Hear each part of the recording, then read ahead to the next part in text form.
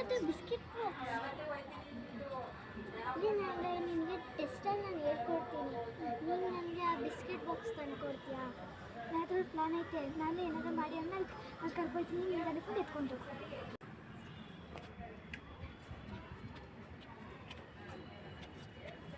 ತರ ನನಗೆ ಒಂದು ಏನೋ ತೋರ್ಸಕ್ಕಪ್ಪ.